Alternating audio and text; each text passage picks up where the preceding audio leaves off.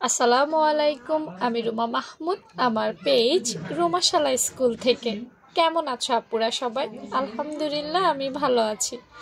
আজকে আমি আমার আপুদের জন্য একটা নৌকো গলার মেজারমেন্ট নিয়ে এসেছি। দেখো, নৌকো গলাটা দেখতেই কত ভালো লাগে, কত সুন্দর লাগে, তাই না? পড়তেও ততটাই সুন্দর লাগে। এটাকে আমি শালীন গলাও বলে থাকি। কেন বলে থাকি বলো তো? দেখি কমেন্ট সেকশনে একটু উত্তর দিও। এই গলাটাকে আমি কেন শালীন গলা বলি এবং অন্য গলাগুলো কেন শালীন নয়, দেখি কেউ বলতে পারো কিনা। এটা তোমাদের জন্য একটা কোশ্চেন। আজকে এই নৌকো গলাটার 38 সাইজের মেজারমেন্ট দিব আমি আপুদেরকে। 38 সাইজের, এটা মনে রাখবা। হ্যাঁ, দেখো, প্রত্যেকটা মেজারমেন্ট দেওয়ার পেছনে কিন্তু কিছু কথা থাকে। কখনো সেটা কাপড়ে কাটিং হয়, কখনো সেটা বক্রমে কাটিং হয়। আমি কিন্তু মেজারমেন্টগুলো সুন্দর করে তুলে দেওয়ার চেষ্টা করি। অনেকেই মেজারমেন্টগুলো বোঝো না, তাই অনেক সময় বলো আপু বড় বা ছোট হয়ে গেছে। আমি মেজারমেন্টগুলো কোনো কিছুকে নির্দিষ্ট করে দেই। নির্দিষ্টর বাইরে গেলে কিন্তু তোমরা সেটা ঠিক হবে না তোমাদের। ওকে, আজকে আমি যেটা দিব সেটা হচ্ছে 38 সাইজের। তো আমরা একটু ভাঁজ দিব এবং আজকে যে মেজারমেন্টটা আমি দিব সেটা কাপড়ের মেজারমেন্ট দিব। অর্থাৎ কাপড় দিয়ে তৈরি করলে তুমি এই মেজারমেন্টে কাটিং করবা। ঠিক আছে? কাপড় দিয়ে তৈরি করলে, আবারও বলে দিচ্ছি, কাপড় দিয়ে তৈরি করলে। তো যখনই কাপড় দিয়ে তৈরি করবে তখনই পাশের যে অংশটা, পাশ খেয়াল করো, একটা বক্স করতে হবে।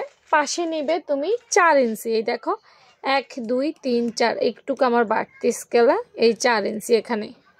হ্যাঁ, এখানে একটা মার্ক করবা, বরাবর নিচেও 4 ইঞ্চিতে একটা মার্ক করবা।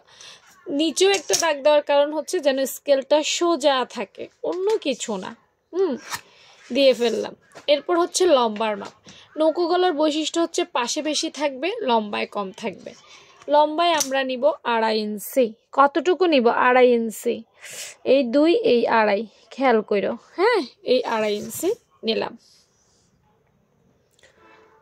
এই যে সুন্দর করে এই 2.5 ইঞ্চি নিয়ে নিলাম। হ্যাঁ, ওকে। দেখো, পাশে নিয়েছি 4, লম্বায় নিয়েছি 2.5, 2 5। হ্যাঁ, এটা বাংলা লিখছি, এটা ইংলিশে লিখছি, কেউ মাইন্ড করো না। তো এরপর সুন্দর করে আমি পৃথিবীর সবচাইতে সহজ নিয়মে শেখাবো। এটা আমি সবসময় বলি, একদম আত্মবিশ্বাসের সাথে। নৌকো গলার যে শেপটা, এটা যদি সুন্দর না হয় গলাটাই বৃথা। আর এই সুন্দর শেপ করার জন্য আজকে কোনো কাটিং স্কিল দিব না। আজকে একদম পানির মতো সহজ একটা সিস্টেম বলে দিব। ঘরে সবার ভাতের প্লেট আছে, ব্যাস দাগ মতো এই মাথা থেকে এই মাথা পর্যন্ত দাগ মতো শুধু ভাতের প্লেটটা বসাবা, ব্যাস। দেখো, এখানেও মাথা মিলছে, এখানেও মাথা মিলছে। এই,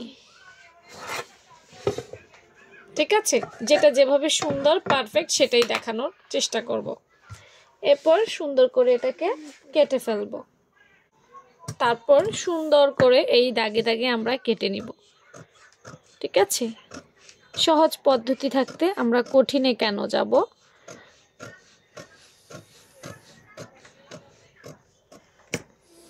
ওকে, কেটে ফেলেছি।